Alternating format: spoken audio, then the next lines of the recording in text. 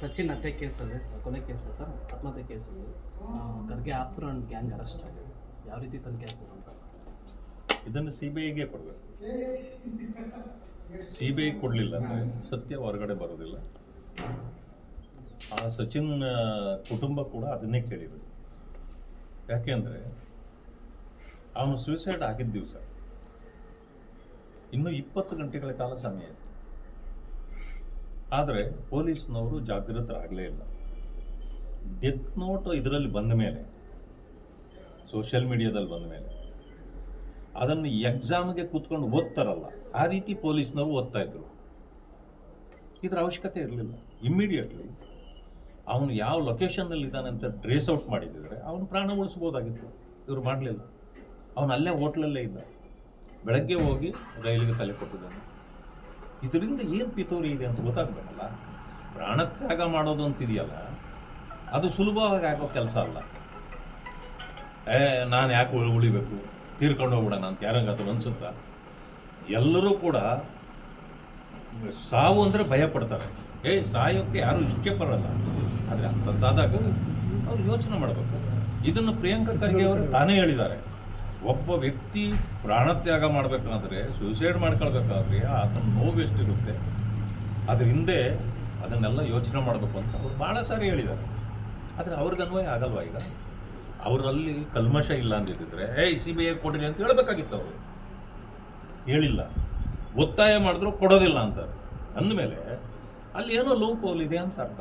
ಆಮೇಲೆ 15 ದಿವಸಗಳ ಮೇಲೆ ಕಳೀತಾ ಇದೆ. ಎಲ್ಲೋಗಿದ್ರು ಇವರೆಲ್ಲ? ಅವರ ಅನುಯಾಯಿಗಳು ಇವರು. ಪ್ರಿಯಾಂಕಾ ಖರ್ಗೆ ಅವರ ಅನುಯಾಯಿಗಳಲ್ವ? ಎಲ್ಲೋಗಿದ್ರು ಅವರೆಲ್ಲ? ನಿಮ್ಗೆ ಗೊತ್ತಿಲ್ಲದೆ ದೂರ ಇದ್ರ? ಮಾತಿಗೂ ಪೊಲೀಸು ಏನು ಅಷ್ಟೆಲ್ಲ ಅವ್ರ ಬಗ್ಗೆ ಮಾತಾಡ್ತೀರಿ? ಪೊಲೀಸು ಅವ್ರನ್ನ ಹಿಡಿಯೋಕೆ ಆಗ್ತಿರ್ಲಿಲ್ಲ. BJP ಅವರು ಸುಮಾರು 25,000 ಜನ ಬಂದು ನಿಮ್ಮ ಮನೆಗೆ ಮುತ್ತಿಗೆ ಹಾಕಕ್ಕೆ ಬಂದಿದ್ರು.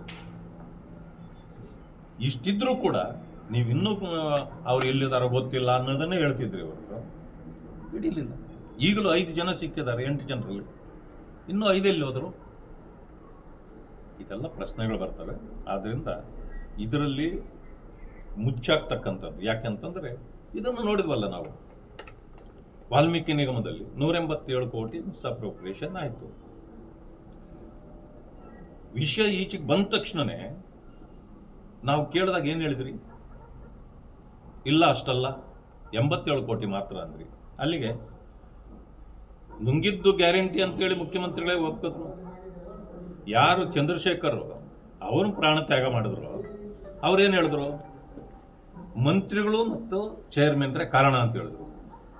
ನೀವು SIT ಕೊಟ್ರಿ. SITಯಲ್ಲಿ ಬಂತ ಹೆಸರುಗಳು? 2 ಹೆಸರು ಬರಲಿಲ್ಲ. ಕೈ ಬಿಟ್ರಿ ಯಾಕೆ? ಅವ್ರನ್ನ ರಕ್ಷಣೆ ಮಾಡಲಿಕ್ಕೆ. ಅದಾದಮೇಲೆ CID ಕೊಟ್ರಿ. ಪರಶುರಾಮ್ ಚಲವಾದಿ ಹತ್ಯೆ ಕೇಸು, ಇದು ಸೂಸೈಡ್ ಕೇಸು. ಇವತ್ತಿನವರೆಗೂ ಇನ್ನೂ ಇದು ಬಂದಿಲ್ಲ. ಆವತ್ತು MLA ಹೆಸರು ಬಂತು, ಚೆನ್ನಾರೆಡ್ಡಿ ಅವರು. ಏನು ಮಾಡಿದ್ರಿ? ಅದನ್ನು ಕೂಡ ಇವತ್ತಿಗೂ ಚೆನ್ನಾರೆಡ್ಡಿನ ನೀವು ಅರೆಸ್ಟೇ ಮಾಡಲಿಲ್ಲ. ಅಲ್ಲಿ ಜಾತಿ ನಿಂದನೇನೂ ಇತ್ತು, ಮತ್ತು ಅವರು ಸೂಸೈಡ್ ಕೇಸಲ್ಲಿ ಭಾಗ್ಯ ಅಂತಲೂ ಬಂದಿತ್ತು. ಅವ್ರ ಮಗನೂ ಬಂದಿತ್ತು. ಇಬ್ಬರನ್ನೂ ನೀವು ಬಂಧಿಸಲೂ ಇಲ್ಲ, ವಿಚಾರಣೆನೂ ಮಾಡಲಿಲ್ಲ. ಅಂದರೆ ಏನು? ಯಾರೇನೇ ತಪ್ಪು ಮಾಡಿದ್ರು ರಕ್ಷಣೆಗೆ ನಿಮ್ಮ ಸರ್ಕಾರ ನಿಂತಿದೆ. ನಿಮ್ಮ ಪಕ್ಷದವರು ಅನ್ನೋ ಕಾರಣಕ್ಕೆ ನೀವು ರಕ್ಷಣೆ ಮಾಡ್ತಿದ್ದೀರಿ. ಅದೇ CT ರವಿ ಅವ್ರ ಕೇಸು, ಅಲ್ಲಿ ಏನೋ ಅಂದರು ಅಂತ, ಯಾರಿಗೇನು ಅಂತ ಗೊತ್ತೇ ಇಲ್ಲ. ಸಭಾಪತಿಗಳು ಹೇಳಿದ್ರು ಅದು ಅಂಥದ್ದು ಏನೂ ಇಲ್ಲ ಇಲ್ಲಿ ಅಂತ. ನೀವೇನು ಮಾಡಿದ್ರಿ? ಇಮ್ಮಿಡಿಯೇಟ್ಲಿ ಅರ್ಧ ಗಂಟೆಯಲ್ಲಿ ಅವರನ್ನು ಅರೆಸ್ಟ್ ಮಾಡಿದ್ರಿ. ಒಬ್ಬ ಶಾಸಕನನ್ನು ಅರ್ಧ ಗಂಟೆಯಲ್ಲಿ ನೀವು ಇದು ಅರೆಸ್ಟ್ ಮಾಡ್ತೀರಿ.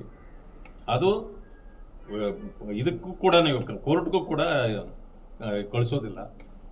ರಾತ್ರೋರಾತ್ರಿ ಎಲ್ಲ ಕಡೆಯಲ್ಲೂ ಸುತ್ತಿಸ್ತೀರಿ, ಕಬ್ಬು ಗದ್ದೆಗಳು, ಕ್ವಾರಿಗಳು, ಇಂಥವೆಲ್ಲ.